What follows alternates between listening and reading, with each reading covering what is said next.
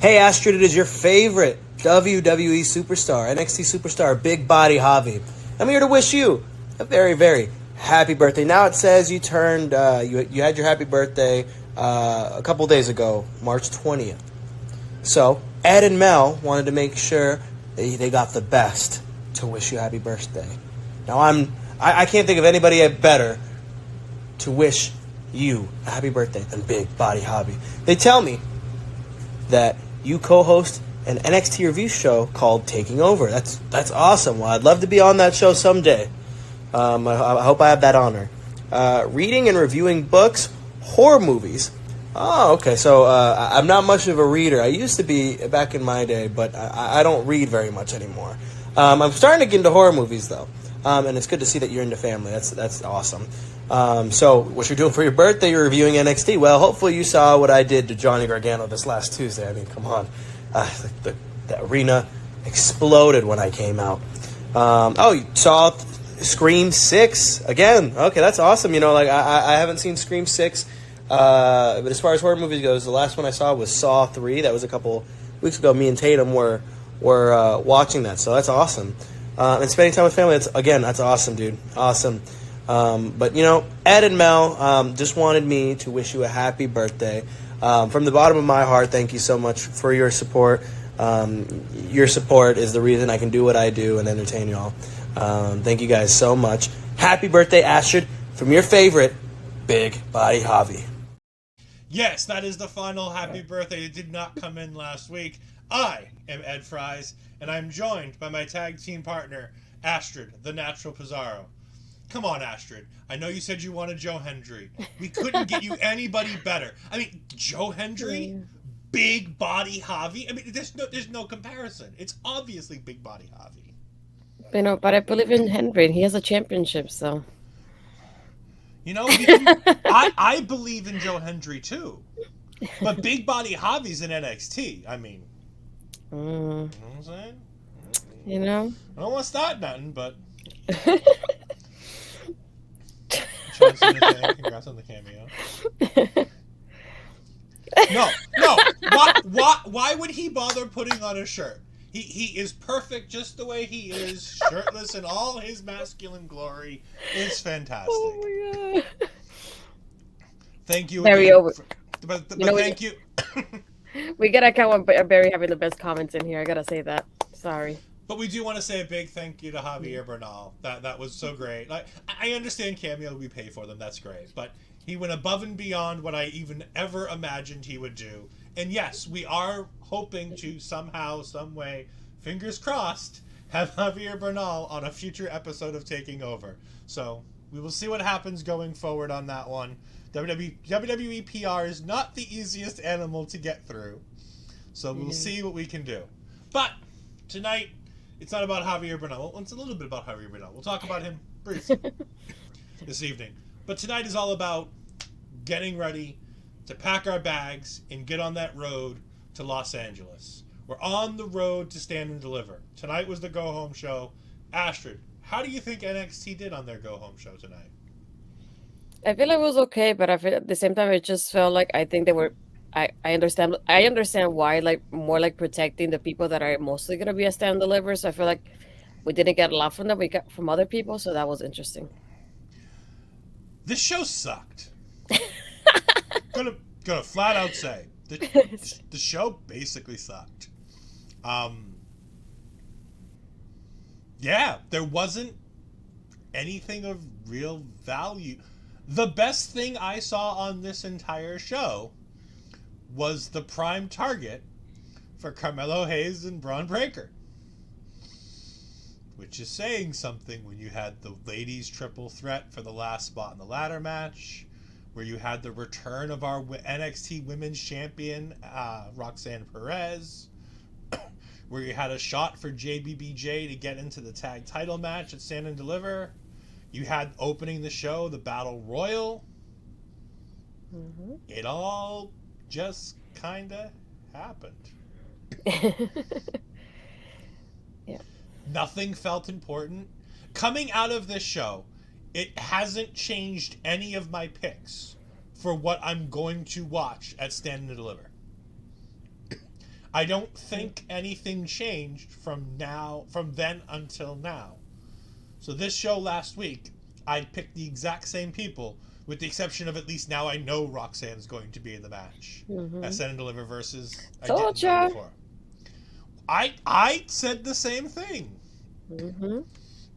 John Cena, I miss Alexa Bliss as well, but the Oxalot will be back hopefully post Mania after her stint on the Well, we had to wish her a speedy recovery now that she had a procedure to get some cancer removed Yeah, from her that face. too. So I'm glad she's doing better. That they found it on time and she was able to get that corrected for her as well. She's spending time with her husband. I don't blame her. At the same time, I love Ryan too. I'd, But I, no, I'd I'd spend time with Ryan if I could. I would. yeah. He's great. Uh, but no, I definitely miss her for WrestleMania. There's rumors that she might still be part of it. Who knows? I kind of hope she does though. Yeah, I mean it's it is what it is. We'll get to it when we get to it, and she'll be back when she's back. Let's give her some time and let her. You know, it felt a bit flat. I was looking for more. I was more looking forward to Stand and Deliver before watching it. Yeah, I felt like Yeah. I'm less energized for Saturday after having watched this episode because there was not, like you said, there was almost nothing with the exception of the main event segment after the tag match that really felt like it really affected the card. And everything else was either a pretty deadly segment or piss poor acting. I'm looking at you, Roxanne Perez. I'm looking at you, Shawn Michaels, my favorite wrestler of all time. God, you two need to fucking get some acting lessons. Because God, was that segment awful, and we'll get to it. Let's start where NXT started with the Battle Royal. I'm going to go over a quick succession of who got eliminated in what order, and then we'll talk about anything that we thought from the Battle Royal.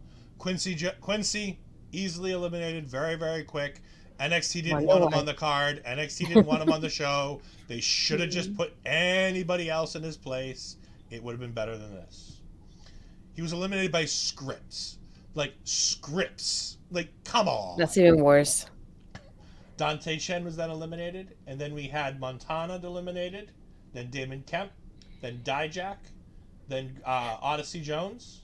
We had Inoue and Blade eliminated right before Scripps was eliminated, and then our boy, Big Body Javi, was eliminated, unfortunately. Boo.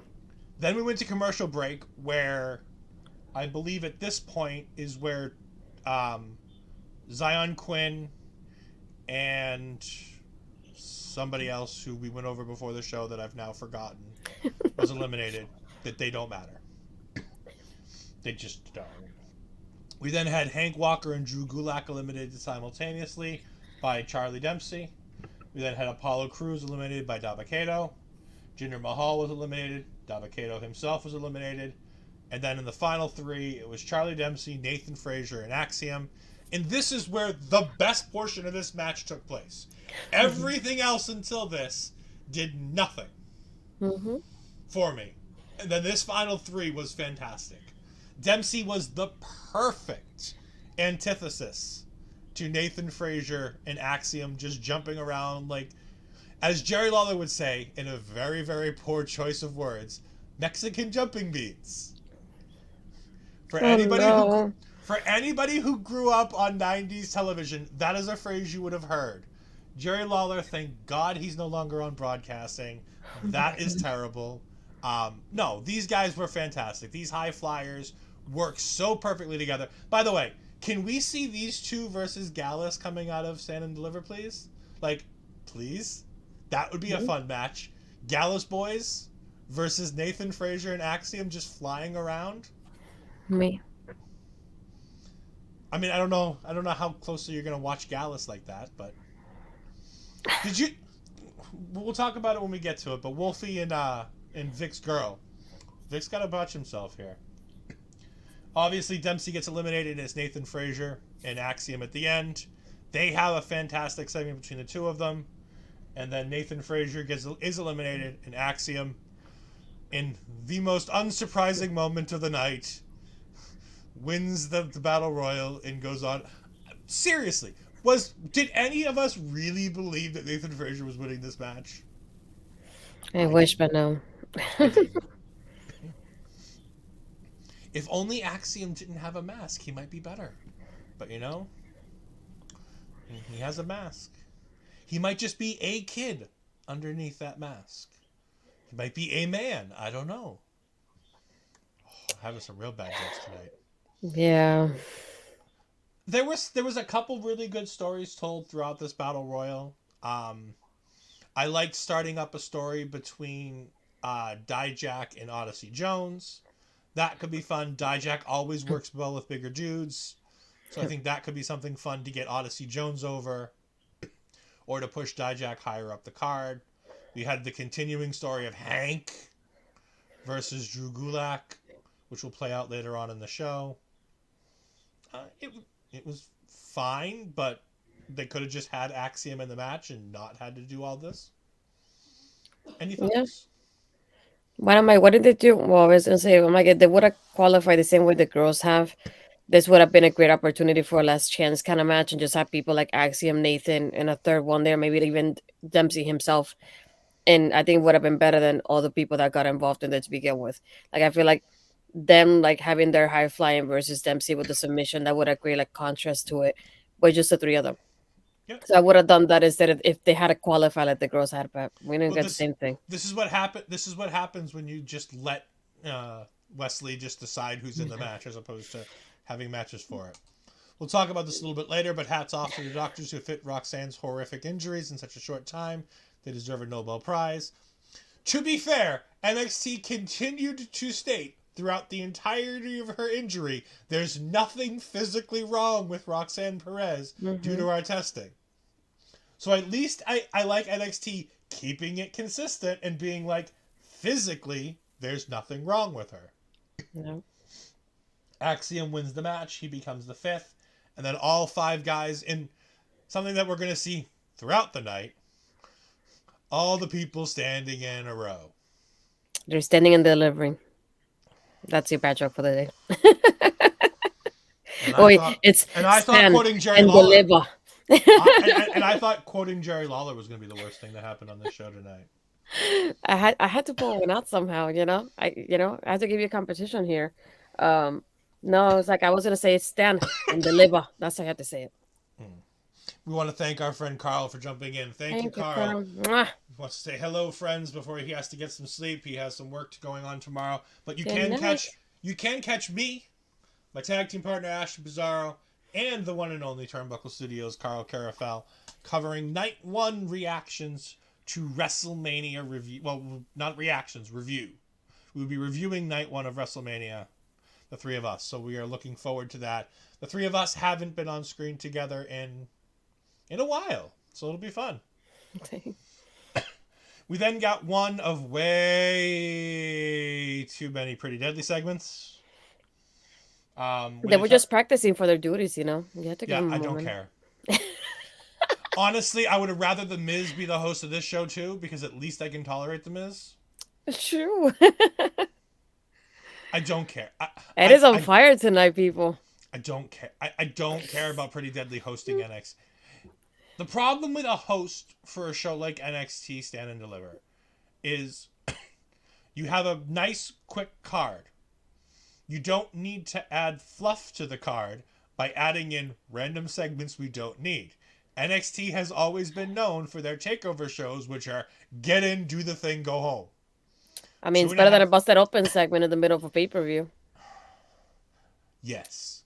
I will give you that. But I don't know if it's far off. We'll find out. We have our friend, the video bro, Bobby Munson, jumping in and saying hello. Thank you for joining us. There you go. We're going to have to agree to disagree.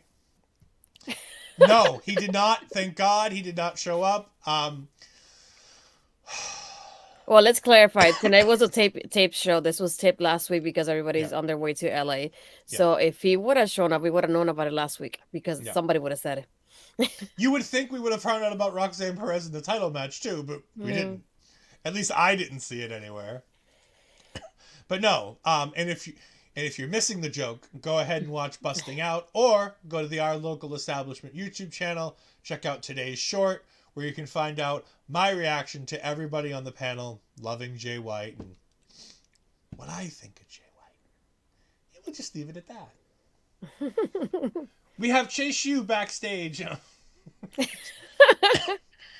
Oh, maybe all weekend. Yep. We have Chase Yu hyping up Tyler Bate. Astrid, I know you took adequate notes of all the things that were said by all of the members of Chase Yu to help hype up Tyler Bate. Or were you just focused on Tyler Bate and his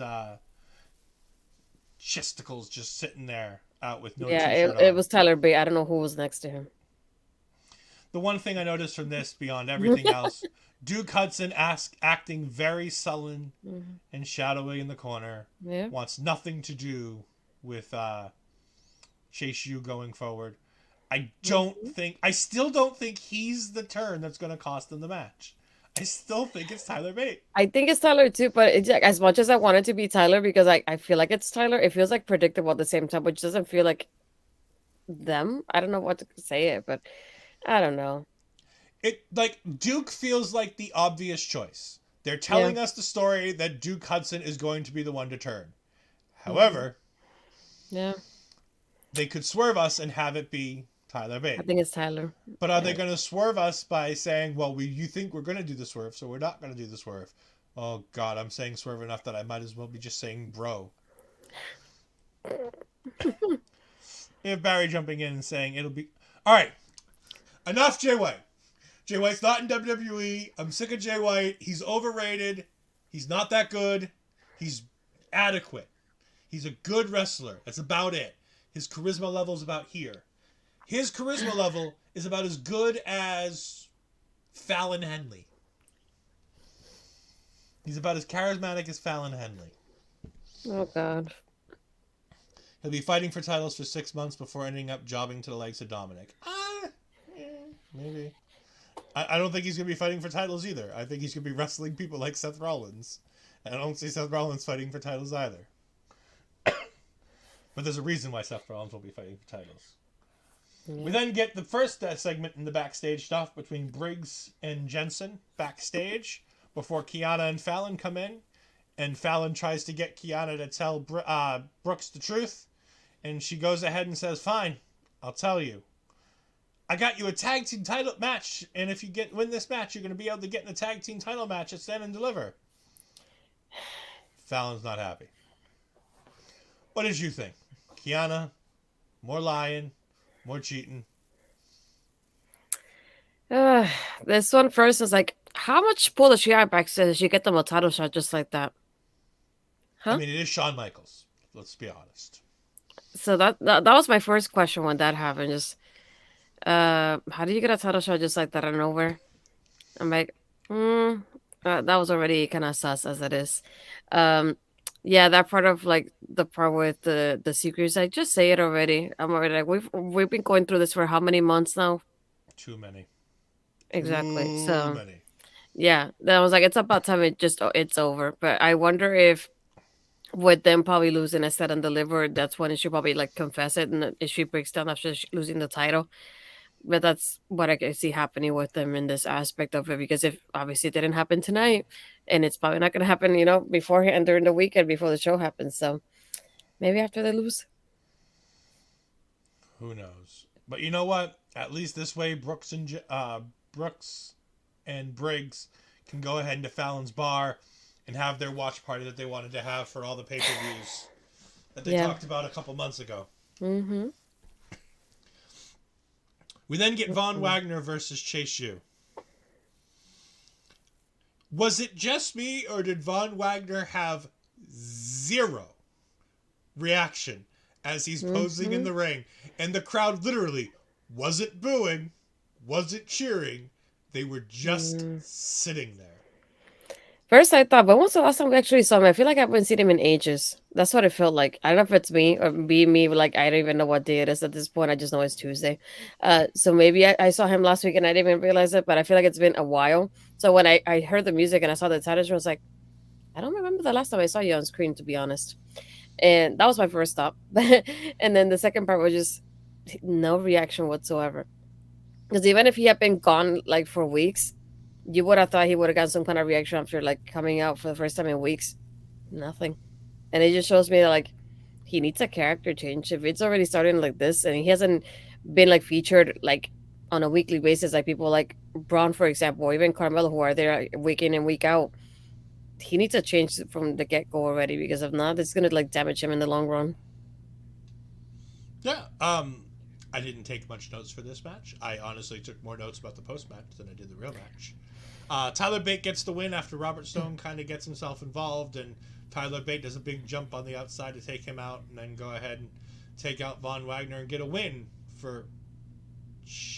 Does this count as a win for Chase U? Is Tyler Yeah. associated with Chase U yet, or is Well, he just? the aspect of it that like you probably didn't, I don't know if you noticed it, but it was the part where Duke is the one lowering the top rope to help out Tyler as he's jumping onto a stone. So Tyler's like looking at him and was like, "Oh, like you're with us, because you helped me." And even this says like, "Oh, this gains momentum for his Chase U, going into Stand and Deliver."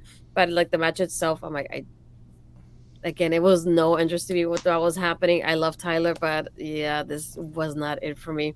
It was more about that towards that ending slash the post, match that was more interesting than anything. And go ahead and talk more about the post match with the Schism. Four Well, we roof, had it. one tree. We first of all, we had everybody from Chase U celebrating the win. They're all in the ring, all four of them, and that's when the lights kind of flicker a little bit, and we get Schism at Chase U taking over, making the takeover, of Chase U as it is before the weekend has started. They have everybody has a mask on. They're writing on their notes. And it's like Ava's the one I think that said it. Take the paper, write down your name, and they all wrote Joe Gacy, as Gacy's the one that narrating most of this too. And they're all talking about the four roots. And I think seeing it, they said something about saying it in a different light, as in the light under the tree, as they're part of it as well. But just to give them what it would be like as if they took over of Chase U, giving us that preview into it. They also said that they're going to name the detention hall Andre Chase Detention Hall, which I thought was fun. But they show us pictures of them too. Yeah. I thought it was great. I thought it was a really good promo. The Schism is such a good group together. I miss GYV being GYV. Don't get me wrong. I think that they're still slightly underutilized in this package. Mm-hmm. But as a catalyst to keep Gacy entertaining and doing a storytelling. All right, so Gacy and Wyatt aren't far off in terms of what their characters at the root are kind of sort of are. Mm-hmm. Joe Gacy is a version of what Bray Wyatt used to be. Not the same thing, slightly different, but better utilized, more nuanced storytelling for the wrestling side of the business. They are utilizing how to make Joe Gacy and his thing feel like a big deal within the wrestling bubble. It's not like Bray Wyatt, who is telling all of these creatively imaginative stories, but has no business in a wrestling capacity. Mm-hmm. All of these things that Gacy's doing is about molding younger minds, bringing people to his cause to help him win wrestling matches. Yeah. And I think that that's really good. It's also giving Ava Raine a way to get over without having to step into the ring until she's ready. This Saturday, we'll find out how ready she is. I know, I'm so scared. But I feel like it's been great for her because it's something like I said from the beginning when she debuted as far as because I'm glad this is something not related to The Rock. There's no mention to The Rock. Obviously, we had the subtle hints and we off screen know about it, but she hasn't mentioned it on screen. There's nothing related to the bloodline or anything like that. This is completely different from what her family has done. And I feel like it makes her stand out in that way. And I feel like it's been a great for her to learn, especially when it comes to, I mean, you can train how to wrestle, but I think one of the things that we have to point out more than anything is the character. She has a great character that has made us pay attention and keep our attention as it's happening. And with the promos too, she's made the promos sound so great so far. Like the only one that I didn't like has been the part with like the debate last week, but Mm. that was terrible in it itself. It wasn't really her fault. But I feel like it's been a great way for her to to learn how to do promos, and I feel like the way she's been doing it with Schism has been great so far. So the only thing I'm concerned about, let's see how the wrestling goes, because I'm kind of scared that what happens on Saturday. They've done a smart thing with her, knowing that she's going to need work on promos, knowing that she's going to need work on wrestling. They've put her with Joe Gacy.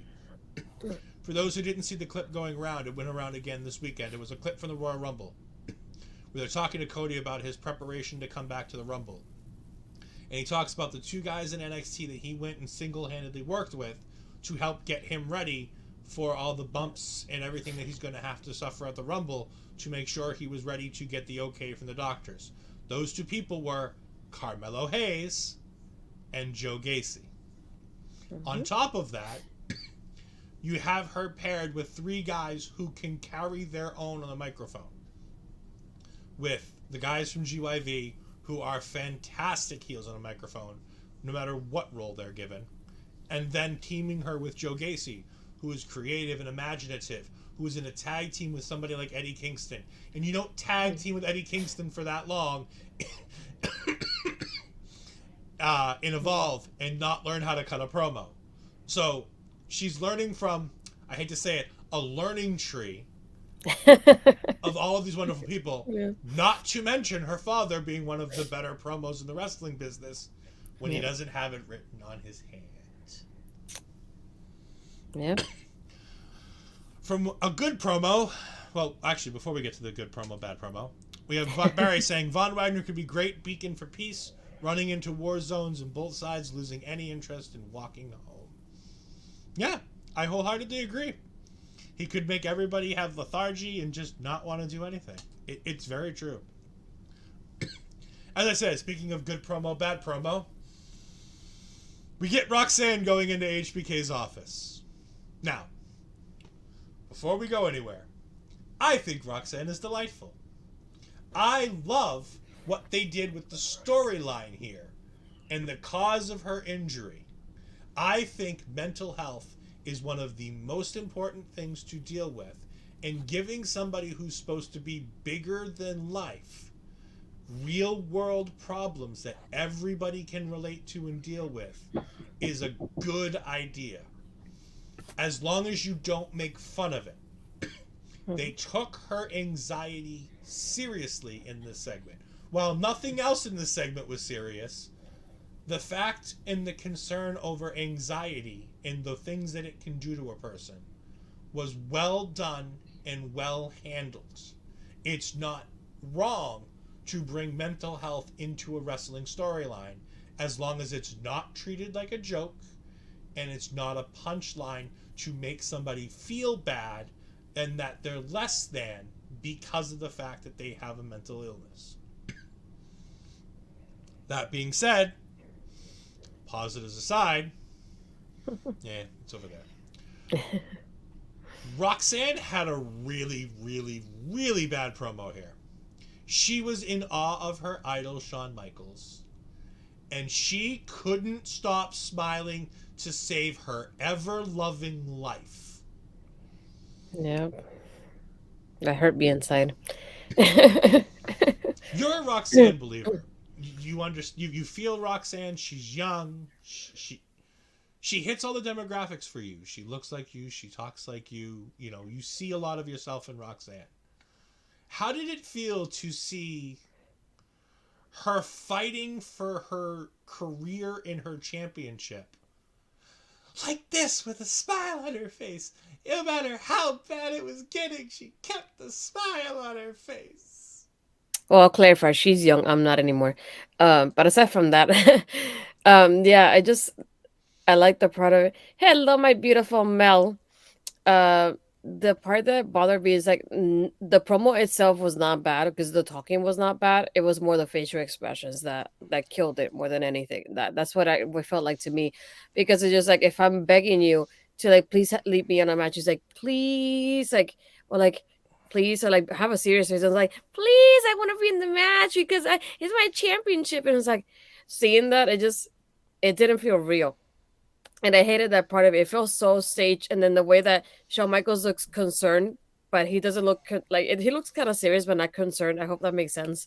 Mhm. It just the facial expression that he had. It just, I'll let you in the match, but are you sure you can do it? And I'm like, what? What is happening here? But I feel like the lines were good. They were okay, but I feel like the delivery of the lines were not the way they should have been, and that's what killed it off. Because the conversation in it itself, if you think about it, the lines like the back and forth was exactly how it should have been.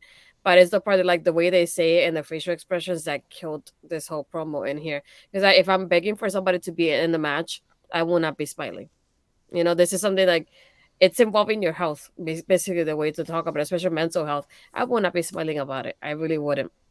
And like you said, it's like for me, this is something that's very important to me as well because I've had anxiety attacks. I have moments of anxiety, like even a few minutes before going on air, and it's for me, it's something that I try to deal with. Anxiety has been the reason why I didn't do this when I wanted to do this. It took me a while for me to be on screen like this, and I being me, I'm like when I'm having any type of anxiety, I am not smiling. I could be crying, I could be mad, but I will not be smiling. So I feel like that doesn't fit with the narrative of what was going in the scene. That was the part that was like, and it's if Bobby's in the comment is still in the chat. It just reminded me of Melissa in Scream 5 when she was smiling the whole time in a horror movie. No, don't do that. I hate it. But yeah, if you've seen Scream 5, it's like Melissa in Scream 5. If she's in a horror movie smiling, don't do that. Don't. That was the only thing, but yeah, I didn't like it. I missed the anger. This needed anger from I one like side. passion. It needed anger and passion from one side or the other. Mm-hmm. Sean was talking to her like, you know, I don't think it's a good idea. We're just going to strip you of the title. We're going to crown a new champion. You're going to have a few matches. And then we're going to give you a rematch. And she's like, they cut back to her and she's like, Yeah. It almost didn't feel like they were in the same room either because they kept cutting back to him and then her, him and her, and it wasn't like at the same shot, which to me that felt kind of awkward to it too in the segment in itself. yeah. His concern, like you said, felt a little blasé. His reaction to her calling him out for, well, you wouldn't just wait till next year. I wish they would have brought up WrestleMania 13. Shawn Michaels' back is literally falling apart.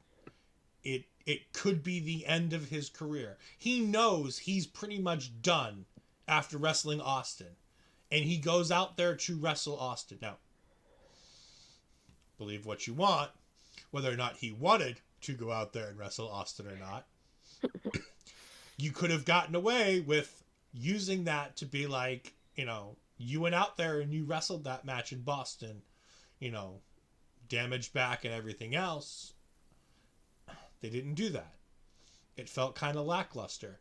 She felt like she was trying to convince herself in a mirror before she went into Sean's office about how she needed to attack this. Mm-hmm. I love the idea that the passing out was due to exhaustion from pushing herself to her limits, plus the anxiety of making sure she retains her title. I think Sean should have been more concerned then. And then he's like, I want you to get the tests and all that stuff. And I'm like, Sean, come on, buddy. Like, you can't just say and stuff. Like, you can't. I'm like, what is this stuff? Is the stuff good lucha things? Like, I hate to constantly bring that up for, anytime there's a promo that goes wrong. But, like, good lucha things? Like, I don't. From one of the best promo guys in the business, it felt flat. It felt passionless.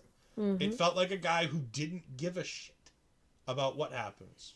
Speaking of people who do give a crap, we got our friends HPC Too Sweet in the house, and they care very much about what goes on. So thank you guys for joining us. I like the fact that she's back. I like the fact that I was right all those weeks ago when I said the week before the show, she's going to come back and make herself in the match. Mm-hmm. And I was correct. So that one guy on Twitter that told me that the title was vacated, Yeah, screw you, dude. I was right. Segue! And we'll use that to segue into Valentina versus Elektra. Astrid, now, I know you're the women's wrestling specialist. Okay? You're the specialist when it comes to talking about women's wrestling. You're the expert. Well, you don't like it when I call you an expert. So, specialist is the new word. That being said, I'm glad we wasted all that time. And yes, I'll use the word wasted. I'm glad we wasted all that time making any of us think that Valentina Feroz was worth a damn.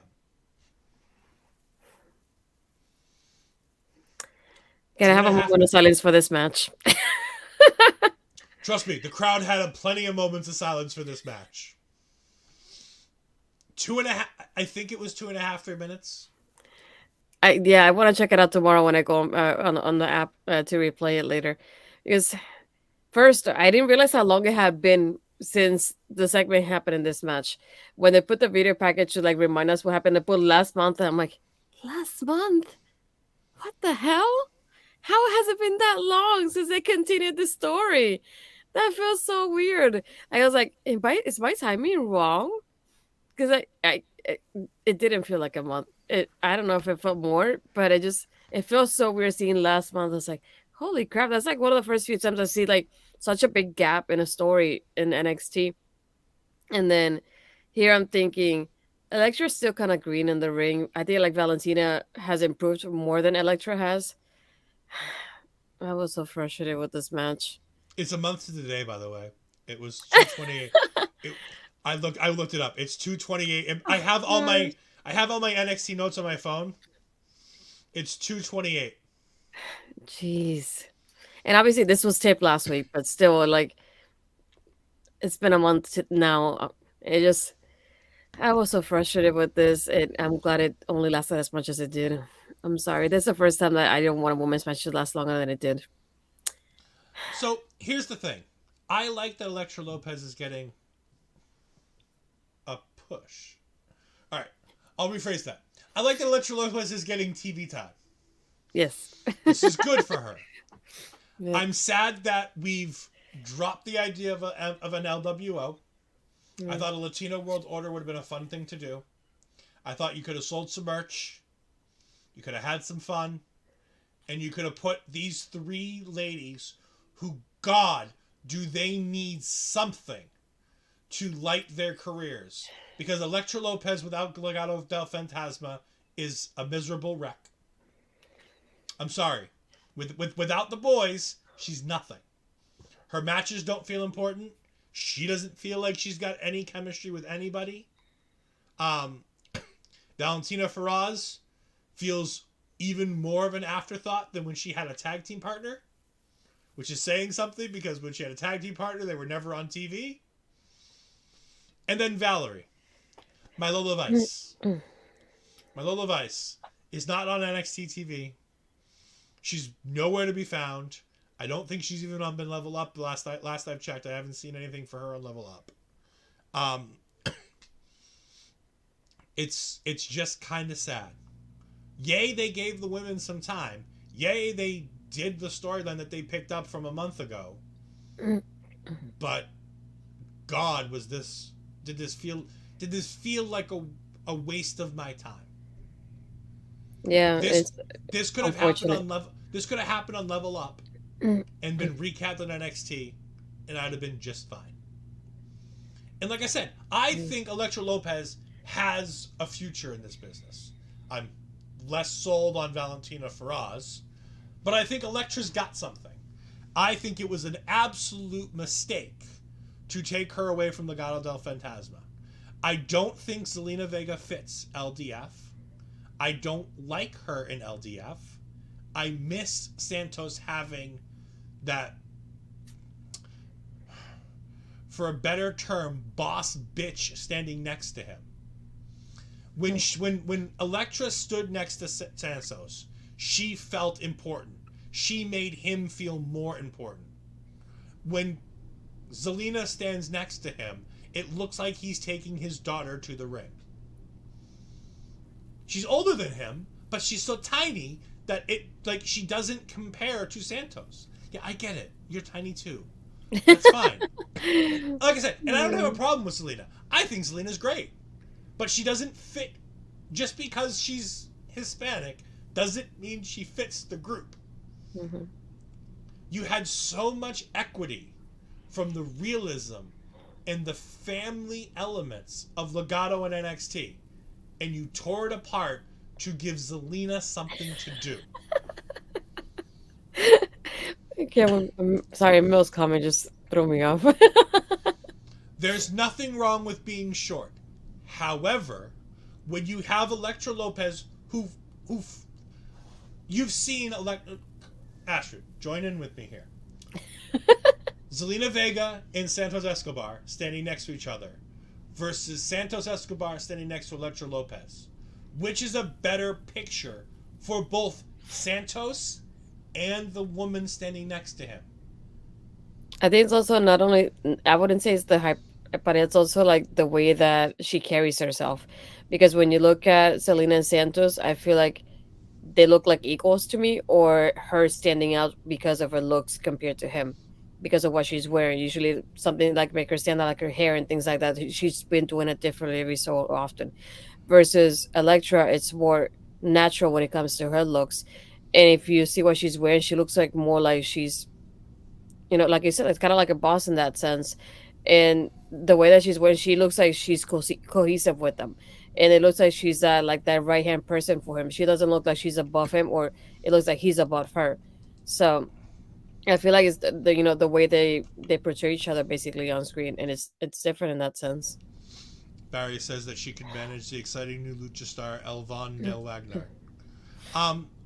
Like I said, I have not, and again, I don't hate short people. Like, Alexa Bliss is one of my favorite female wrestlers of all time, and she's 5 feet of fury. She's a little itty bitty thing. I don't have a problem with it. I just think that Legado had this vision in NXT with the group that was there, and when you brought in Zelina, I think her height makes it feel like she's not as big. Like, she's not as big as the rest of them. Because she's tiny and she's little. But she doesn't fit. I understand if I put Zelina with anybody, she's going to look small. Astrid, can you please talk about Eddie Thorpe's match with Miles Bourne 1 minute? I want to pull up some pictures. Give me a moment. Oh, jeez. But no, I know what you mean though. But I just feel like this match in itself is like I was hoping for more of a like you said, like an LT, like a sorry, LWO kind of thing. I feel like it would have been like a good way to introduce Lola into the mix, and Julissa when she returned, she could have been added to the group as well. And I feel like I said it before, we never had like a group of Latinas like empowering each other on screen like this. So I feel like that would have been a good timing to do this. Um, Yes, it's like me, Mel. Okay, I will look tiny next to you too when we meet. You'll see. I'm gonna look extra tiny, especially next to you. Um, but no, the next thing was Eddie, aka Mel's Carl Fredericks from New Japan. There you go. I remember now. There you go, Mel, for you. Um, he went against Miles Bourne. Miles, for those that don't know, he's deaf, so I feel like it's interesting seeing him in this type of atmosphere, having to be talking to each other and calling the stuff in the ring sometimes as it happens. Yes, he's Eddie Thorpe, as he's a DJ as he is so far. um at first when the entrance happened, I was like, who the heck is this? And it took me a moment to realize it was him with the silhouette. I kind of forgot this was happening tonight, but I remember that it was taped. So yeah, the match itself didn't last too long, but I feel like it was a good way to like show a little bit of his gear, his entrance, and what his presentation is going to be looking forward. What do you think about the match? I liked it. I liked the presentation of the alpha wolf Native American ideal. I like that kind of vibe. It has a good vibe. I still don't understand the Native American DJ thing. I think that's still a little bit of a disconnect for me. But I like that it's, the Native American to the alpha wolf, that stuff connects, and then bringing in the DJ stuff is a little weird. His wrestling match was pretty good. I was super impressed with Miles Bourne, which is sad because I'm supposed to be super impressed with Eddie Thorpe. And I thought he was great. I didn't think he did bad. I thought he did really well. He was showcased the exact way he needed to be showcased. But to have a deaf wrestler in a match with a guy as young as Eddie Thorpe, as young as both of them, shows incredible trust from the NXT team. And how often they must have, as Dax Har would say, practiced this match at the PC to make sure it went off without a hitch. I thought this was great. I don't love Eddie's finishing move. It looks a lot like Tony D'Angelo's finishing move. It looks a lot like Elias's finishing move. But I think Eddie's got a good look. And I think if they continue on the right direction with giving us more insight to his character, a little bit more insight into how the Native American deals with the DJ and how all that plays together, I think he has a great, bright future ahead. That North American title would look really, really great around his waist in about 8 months after we have a nice long reign from Dragon Lee in the near future. But as Mel says, he's so alpha. Very talented wrestler. He's great. I love him. I think he's going to be great. I was very excited. Hold on. I'm just getting some photos put into the... Yeah, I do wonder about the DJ part. I hope later on they can explain that as to why he's a DJ, because that's the only part I'm curious about. But everything else, I like the presentation so far and having like the way he sees representation on screen as well. I feel like it doesn't really happen often, so that's nice to see. And like I said, I'm not opposed to the DJ and the Native American both being pushed. No, I just want to know the connection. I want a little more, exactly. I want a little more connection. Yeah. Give me a little bit more meat of this story. Because I'm intrigued. Give me more. I pulled up some pictures, so here we go. Wait, Mel told us before you move on to that. Oh, hold on. Okay. So the DJ thing is part of who he is on the outside and not so much a character thing that they're bringing in for the character. That makes more sense. Like I said, I don't have a problem with it. It's just not something I think about as take this thing and mush it with this thing and make cohesive wrestling character. And I worry that they might go too far off the beaten path. Speaking of DJs, we have DJ Z, also known as Zema Ion, also known as Joaquin Wilde. So we're going to go ahead and go back to the LDF thing. See, look at that segue. Isn't that good? This is the LDF that we currently have. It's not a cohesive picture. You got these 3 lovely men in all their suits, 2 of them with their lovely masks. And then we have Zelina, looking like she just stepped off a runway. Looking fantastic, by the way. But doesn't really look like she fits with the group. Except that her dress kind of sort of looks like a wrestling mask. But if we go back a few months, back about a year, we have this. This is a cohesive unit. This is a group of people that all fit in the same way. They all look like they're a unit in a group together.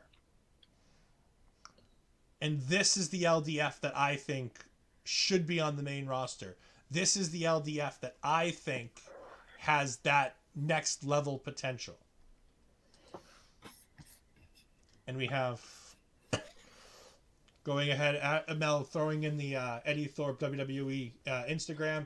Absolutely go follow it. It's fantastic. I'll be checking it out after the show. Like I said, I'm excited for Eddie Thorpe. Yeah. He's brand new, and they're instantly putting him into something. They're making him feel special. This guy signed, I want to say, 2.5 months ago? Yeah, more or less. He was announced 2.5, 3 months ago, and he's already on television. This is a good sign for him. Let's hope it continues. Speaking of things continuing, Pretty Deadly talks about Grayson Waller and Johnny Gargano. All of the segues tonight. I'm doing good. Yeah, you're on point. They say words. They say stand and deliver. It's no, you gotta say it the way they do. I don't have to. I refuse. I don't need to. We then have the ladies' last chance as Sol Ruka comes out to the ring. But first, we get Gallus. And they're backstage talking to Mackenzie. And they're talking about how they don't care if it's 3 teams in there with them.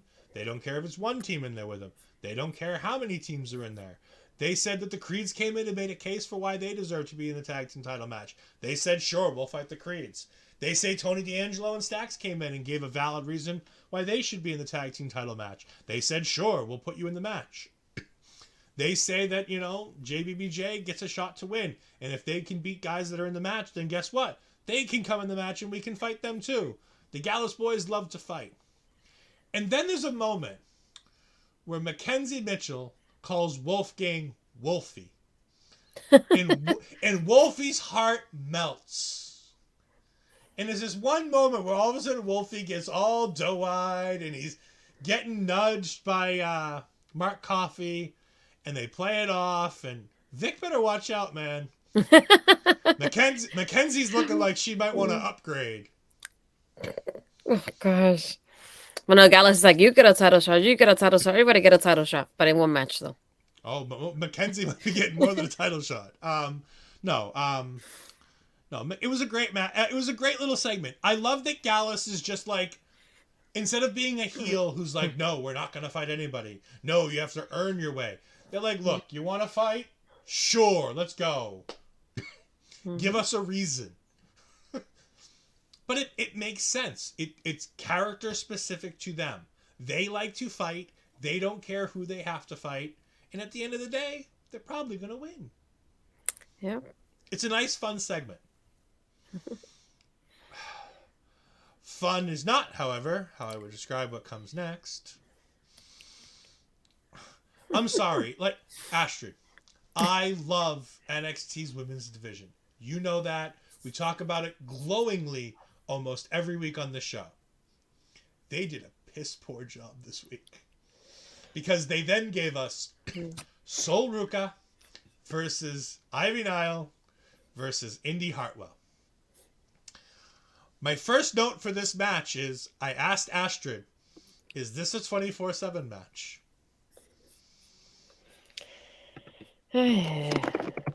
The first 4 minutes of this match felt like a 24/7 match.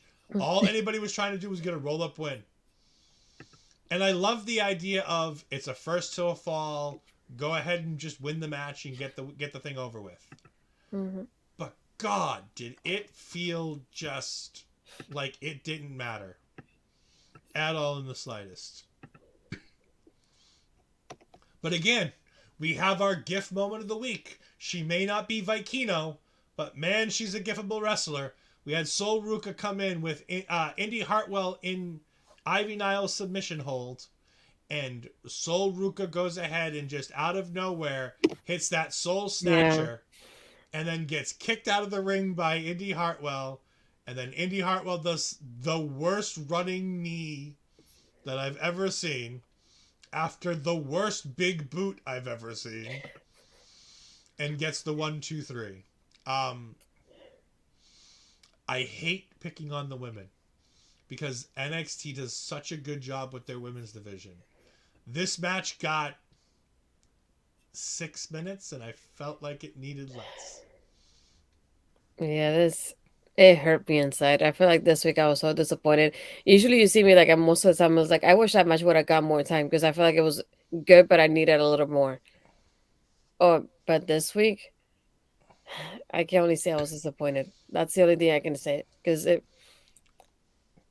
feel like the only like great thing about this whole match with the Soul, I feel like now it's the Soul Snatcher out of nowhere instead of RKO out of nowhere. And that was it. And even like I was trying to get a picture and see if I can get it of the fans' reaction when he sees that Indy won that match. Because that was incredible. That was the only part that I was like, I just love the way he reacted to this. I'm trying to see if I can get a screenshot real quick. He's dumbfounded. He's like, yes, because that was amazing. he like me can't believe that they're putting Indy Hartwell in this match. I said it last week. I thought from the beginning this match is predictable. We know what this is happening, but Soul's gonna win it. Yeah, I really thought it was, because putting Soul in a ladder match just seems like a no effing brainer. Like they literally said it on commentary. They're like, look at what she's doing in this match. Imagine what she's gonna do with ladders. And I'm like, great, cool. Soul's gonna win. We're on the right track. Mm-hmm. And then they put Indy Hartwell in the match, and I like Indy Hartwell.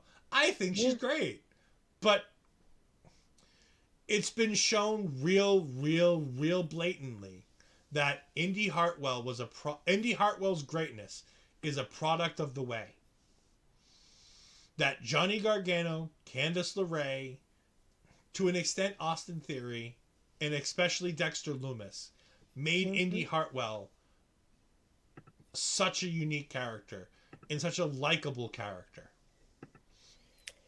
But Barry's right. It felt like they were wrestling from a script. Move A, move B, move C, etc. No real flow and a bit boring.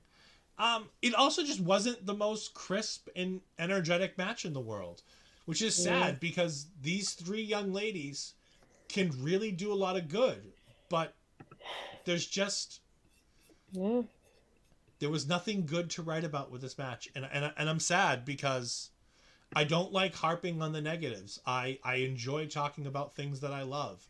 I enjoy talking about good things, and I really don't like harping on women's wrestling because I want more women's wrestling and not less. But God, did I wish there was no women's wrestling on this show other than the two matches we got. I'm trying to get the screenshot of the guy just to show the reaction because this was priceless to me, and I couldn't unsee it after I showed it to Ed. It's like, it's fantastic. I hope they use them in the video packages when they introduce the women's matches. I feel like that would. And while Astrid's going to get that, speaking of all people standing in a row like we did earlier, we had Zoe Stark in the crowd. Next to her about 10 feet, not wanting to fight her, not wanting to do anything but stand there and pose, and her shirt was Lyra Valkyria. Yeah. And then halfway across the crowd, we had Gigi Dolan in her best Beetlejuice attire, which, by the way, looks great on her. The black and the white with the orange hair looks fantastic. Chef's kiss. Her music is good. So much better than JC Jane's music. I'm telling you, Gigi Dolan's ready to go. JC Jane needs a lot of work. We then get, of course, honestly, if they're gonna take the title off of her, the only woman who's going to win this ladder match, Tiffany Stratton, come from the I like how she got the grand entrance out of anybody. Yeah, she had the grand entrance right in the rampway. She felt special. She feels like a big deal.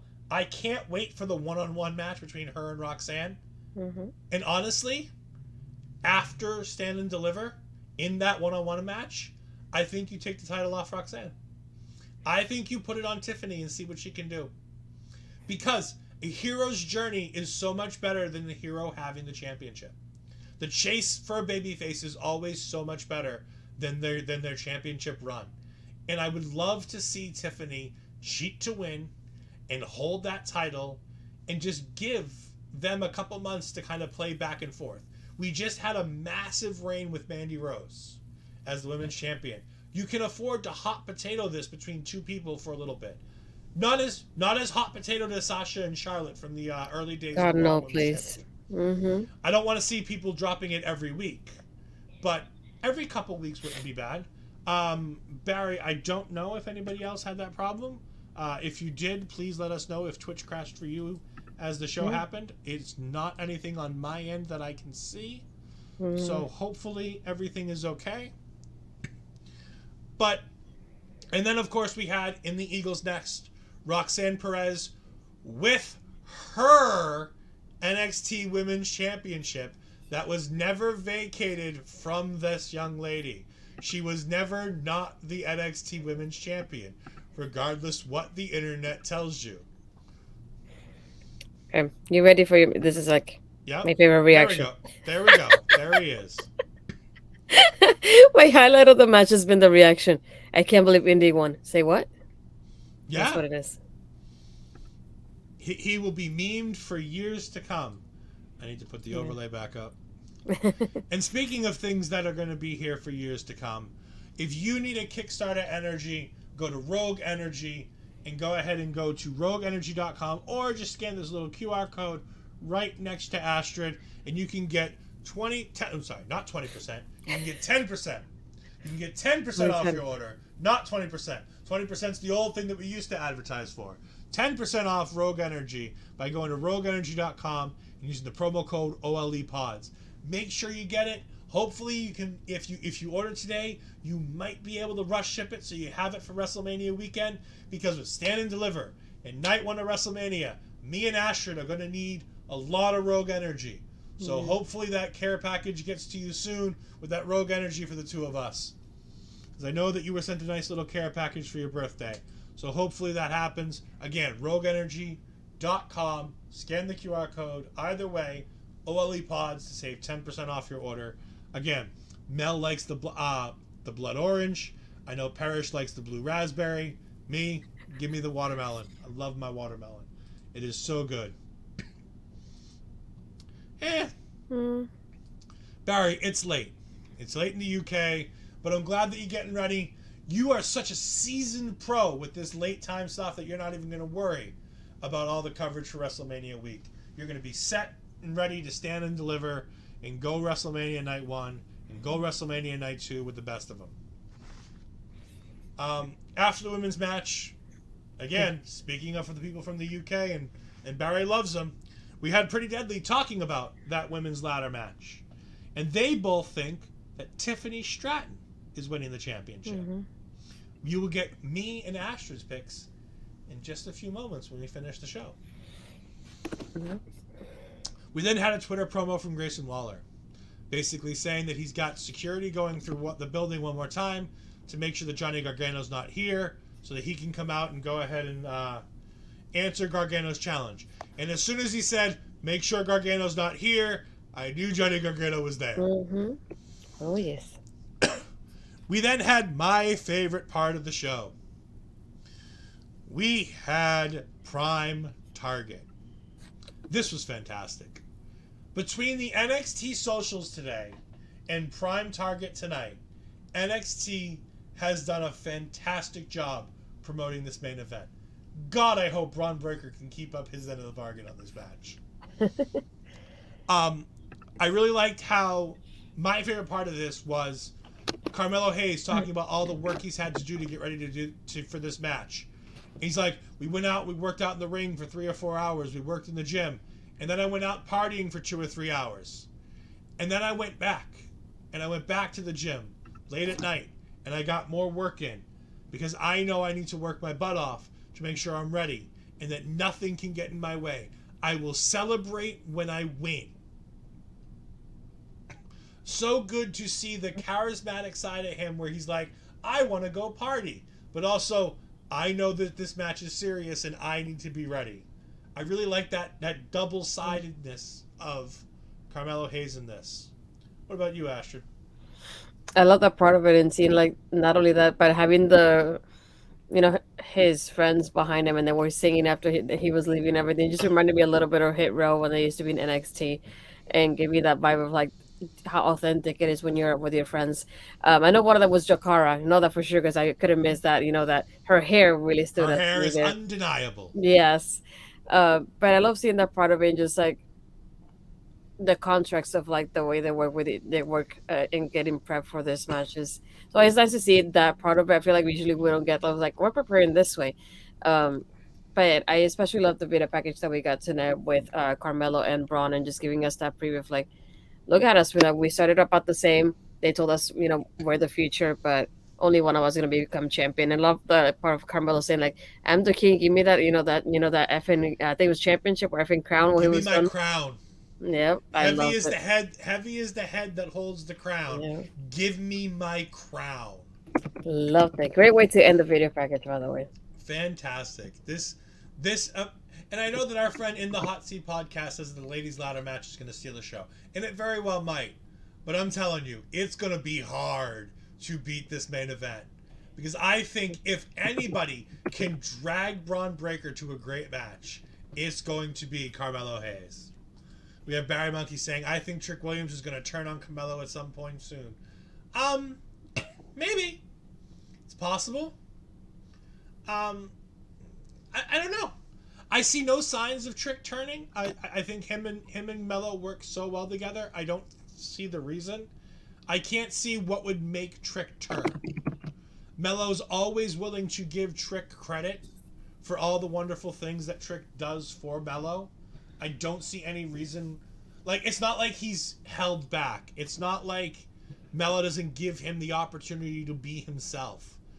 But you know what? Anything can happen in the WWE. I don't see any reason why Trick Yeah. couldn't turn, but I don't think it's necessary right now. But you know what? To each their own. And if it happens, we'll make sure that we credit Barry with that great scoop this hour ahead.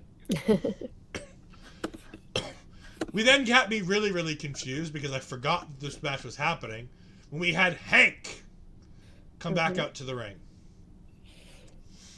But first, we had Alba Fire and Isla Dawn doing very witchy things as they were binding themselves together with a tie to bring themselves together, to take their pasts and their future and combine them. And then Isla said, "It's darkest before the dawn, and where there's smoke, there's always fire." Yeah. And I'm Love like, it. that's so corny, but I love it. Me too. I And also love the unlike parts. Yeah, sorry, go. and unlike Impact, they Oh. got all the little witchy things in front of them. They've got some sage. They've got, smudge sticks. They've got Mm-hmm. something to, take the stuff and break it down. What is it? The mortar and pestle. They had all kinds of stuff in front of them to scream witchy things, as opposed to tarot cards being the only witchy thing that they need. Oh, yeah, yeah. Yeah. If I were die on that hill. Yeah, not my witch. No, I love this part of it, like the way they say it's like the darkness will rise over NXT and like let's forge our destiny of being, winning those championships. And like I love that ending of like where there's smoke, there's fire, and I like that connection they made between them and the names too. I was like, very clever ladies. I love it. And they've now they've yes, not my witch. Taylor Wilde is not my witch. Hmm.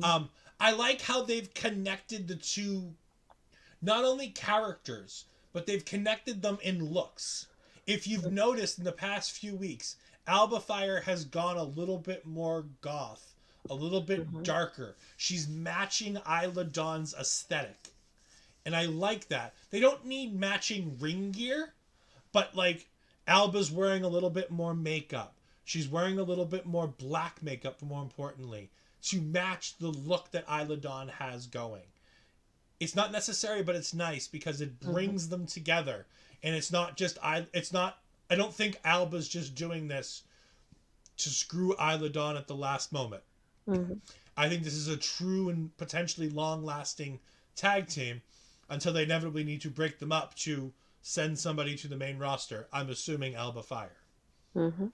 Agreed. But until we get there, this is fun. They're great. Keep them together. They're Mhm. money. We then get back to Hank versus Drew Gulak. And I'm going to go to a point because I don't normally, say nice things about this person, but I'm going to. Booker T on commentary got super heated when Vic Joseph was trying to say that Hank Walker had earned his way up and paid his dues for the 3 or 4 weeks that he was a bodyguard or a security guard to earn his way to being a student of Gulak's and whatnot. No, he's not. He hasn't, as Booker T was quick to do. He hasn't earned his way. He didn't go on the indies. He didn't spend years, toiling away, getting his craft together. No, he didn't do all that. He didn't earn anything. Booker got superheated. And ironically, that was the most interesting part of this entire match. This was another one that I was not expecting much from it because I know Hank is still like new to this, but it was mostly the part of like Dempsey's there. Dempsey's gonna help Gulag, and Gulag wins.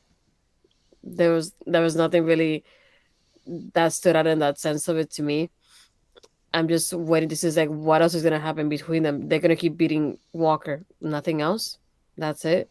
Something else has to happen here to keep the interest in the storyline. Because I'm not saying I'm bored, but I'm just saying like I feel like it's repetitive at this point. You know, I I want I'm bored. something else to happen here rather than what's been happening already for weeks of then we're gonna beat him up. We beat him up, so now what? Give me a little something else. That's what I need at this point. This was another match. Was I like? I feel like tonight the matches were feel so short, and they added so much in the 2 hour show that I feel like I was watching more of like a 3 hour show than a 2 hour show. I felt like the matches added nothing. Like they added match Yeah, after match after match, and I felt like yeah. it added nothing to the show. Yeah, Dempsey hits him from behind. Gulak gets the win. Great. I'm bored. Yeah. I want to see what they do with Dempsey and Gulak. I don't care about Hank. They want me to care about Hank. I don't give two shits about Hank. Give me more Dempsey. Tell me what Dempsey's going to do next. Give me some evolution with Catchpoint or Gulak University or whatever that they're doing there. Go like university. Like, do something, but like, continue this. Don't just keep fighting with Hank. Like, Hank's nothing. Yeah. Mm-hmm. Going back to our discussion about the difference between Taylor Wilde and Isla Dawn, Barry jumps in saying Taylor Wilde doesn't need all that bollocks. That's how witchy she is. Natural witch, witchy DNA. Not look at me. I've got a stick in a candle. But that's the thing. Like, Isla in Alba aren't saying, look at me, I have a stick in a candle, I'm a witch. They're casting spells. They're doing things to that witches would do. They're not just playing with tarot cards. Like, I understand Taylor Wilde may be a witch in real life, and she may do all of the witchy things in her real life. But the character is not portraying it. The character is portraying the lady down the street who charges me $30 to read my fortune with the tarot cards. And all Taylor Wilde does is charge me $5 a month on Impact Plus on my YouTube channel to make sure that I can watch Impact so I can review it with Astrid and Cody. I know they're different variations of witches. I just think that Taylor Wilde's a bad variation. I was gonna say, it just the Taylor is the boring version of it because it's just cards and that's it. I said that's the only thing they do. We know that's not the only thing they do, but I feel like we've seen different things with like Alba and Isla Dawn in the last couple of weeks, and we've seen with Taylor once since her return. Like I said, it's not so much about saying like I want her to walk around with a broomstick and a pointy hat, because I don't. Like, that's stupid. That's cliche. What Alba and Isla are doing is they're taking that nature witch of using the seasons and the times of the year and all those wonderful things. Yeah, she's a cutesy witch. Cutesy. Sure. But the biggest witchy thing she does is put a W up for her last name. Mm-hmm. And yes, Isla Dawn is a little bit more of a pagan style. I consider it more of a nature style. Again, I don't know witches and I don't know like the true name of what it is, but it feels to me like she's the kind of witch who would be out in nature with the coven, like talking to nature and using nature to give them strength or to give them an embodiment of whatever season and elements are out there to enhance their own nature. But again, I don't practice witchcraft. I don't know a ton about it, but I feel more connected to the Isla Dawn version. I'm not knocking from... Oh, Barry's great. I love Barry. He's knocking. Barry, you light up these comments. I love you, Barry. I'm You glad do. you're here. Barry, you're my boy. I love how we don't often agree with some of these comments, but man, oh, thank you for bringing them in. I love it. No, I don't need to see hocus pocus witches on my television screen. You know, I don't. It's there's a way to do witches without doing it in a contrived in way. They're doing something interesting. But we're gonna move on from witches because we have to talk about, for the 17 millionth time tonight, Pretty Deadly are back on. This time they're talking about the tag team title matches, not just the men's, but the women's as well. I thought it was funny that they did this before the match, when they were talking about the potential of having all four of JBBJ and the ladies that are with them all holding the titles, and I got the biggest chuckle. That was the funniest joke of the night right there, when Pretty Deadly said that they could all leave as tag team champions. Oh God, that was funny. Yeah, no, they're not leaving. As ta- None of them are leaving with championships. No. JBBJ aren't even going to show up at the pay per view. I hope. I pray. I I kind of hope they hope. show them at the bar, even though Fallon and Kiana are like. Yes, I really want to see them at the bar doing their stupid watch party they talked about 6 months ago when Fallon won the bar back from Kiana. And then we got the match between JBBJ and Stax and Tony D'Angelo. And again, the most interesting thing in this match was that Stax got his full name back. Because he was introduced as Channing Stax Lorenzo, which I don't remember hearing for the last 8 months. Yeah, I feel like they're picky with it because I feel like sometimes they do say just Stacks, and there are other times that they do announce it like the whole thing. So I don't. It's not consistent. So not enough for you to be like, oh, it happens every week. Um, but again with this match, same thing. It's like I feel like the everything after was like what caught my attention compared to the match itself.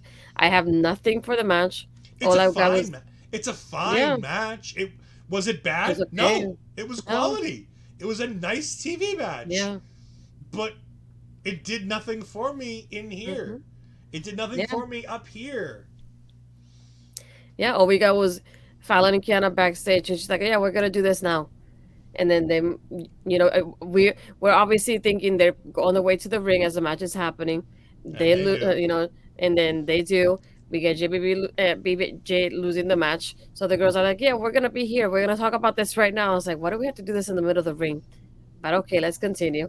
And then having Fallon come and says like, say it now. You finally say it, Kiana. Just take it out. And Kiana just like, fine. And he said, well, I'd rather instead of tell you just show I was like, here, I was thinking, here we go. It's not going to happen. It's not going to happen. And then she just goes and kisses Brooks. And they're celebrating because it's now he's in first base for once. And then we have, Fallon in the background, I'm tired of this, of like the fact that we keep making this stretch out because I want her to say what it is. And yeah, they're celebrating Brooks happy for him, but they're Brooks obviously she's looked not Brooks happy. looked Brooks looked irritated and pissed off too. Not sorry, not Yeah. Brooks. Briggs. Yeah. Briggs looked irritated and pissed off, just like Tatum Paxley, just like Fallon Henley did. No, Tatum Paxley's doing good things, not like Fallon Henley. Um, yeah, the post match stuff was way more entertaining than the match was. But Yeah. that being said, the post match stuff was super predictable and kind of annoying because it still carries hmm on. Um, and then we had Grayson Waller, absolutely killing it. He had an amazing promo where he talked about how he was the one who tried to steal the show because he was considered the fourth best member of NXT 2.0 in the War Games match. So he needed to do something that was going to steal the show. So he went ahead and jumped off the top of the cage. And everybody after the match was talking about the other guys, whether it be Braun Breaker, whether it be Carmelo Hayes, whether it be Johnny Gargano who lost. And Johnny came out the next night to give the crowd, to talk to the crowd. And he says, in 30 seconds, I saw what I needed and I took my moment because you said bet on yourselves, and that's what I did. I bet on myself and I beat you down and I ran you off and I sent you home for 15 months. And in those 15 months, I became a viral star. I became the next guy in NXT. I got all the opportunities. He conveniently forgot to mention that he failed in all these opportunities that he got. He didn't win the NXT North American Championship. He didn't win the NXT Championship on multiple occasions. But I like that he's got this amazing promo ability within him. And unlike some other people, not only can he cut the killer promo, he can back it up in the ring and have a great wrestling match. And then, of course, we get the moment where Johnny Gargano's music plays, and everybody's looking for Johnny Gargano. And where's Johnny? Well, Johnny is obviously in the spot that all WWE people are when they hide from people. They're dressed up like a cameraman. Because every cameraman has their entire face covered so they can't see out of the camera that they're recording with.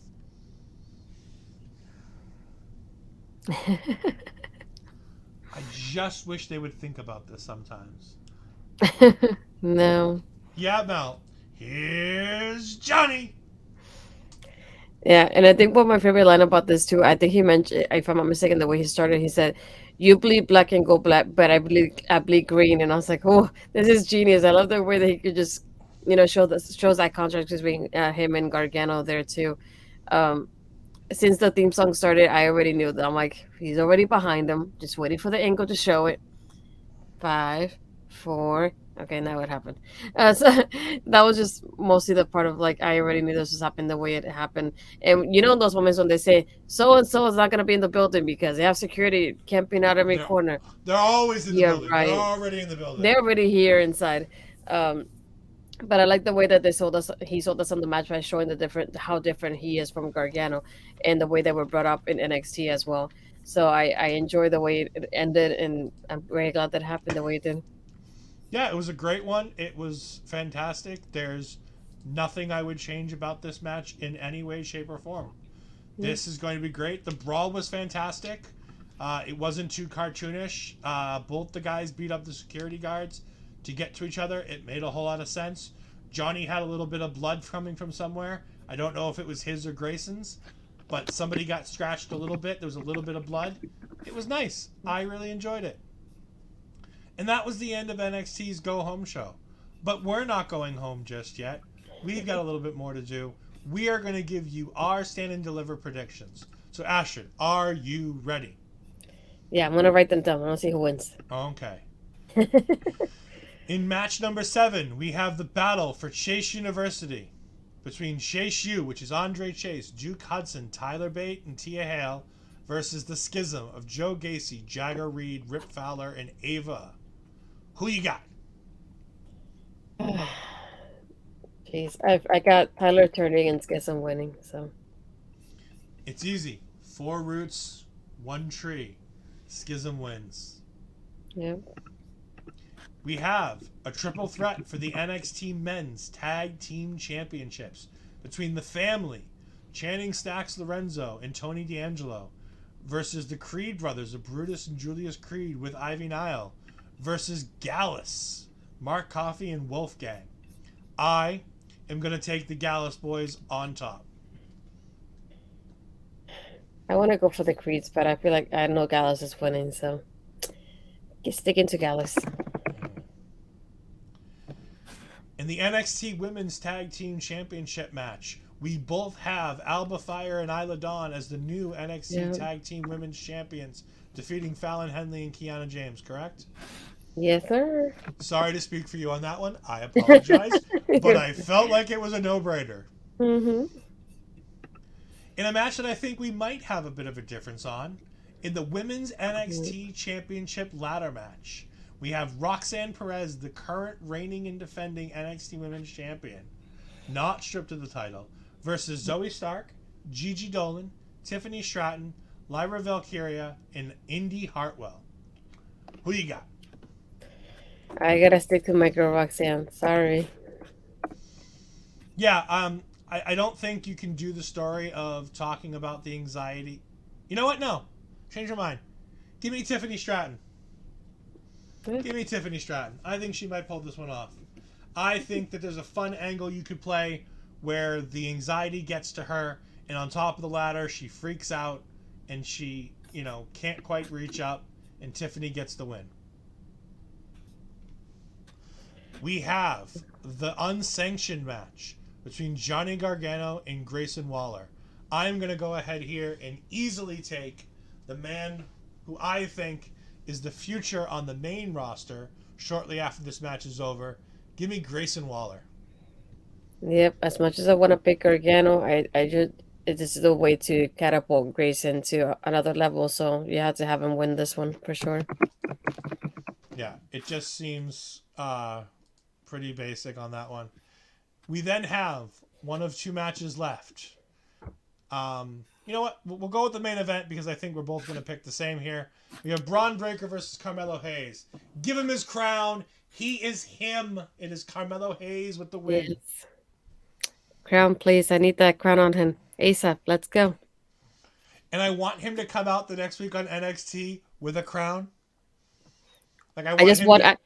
I want him to win this, and they have, if anything, a shot towards the wrestling club on the by the audience if they were close enough. Oh my God, they're front row. They are front Yeah, row.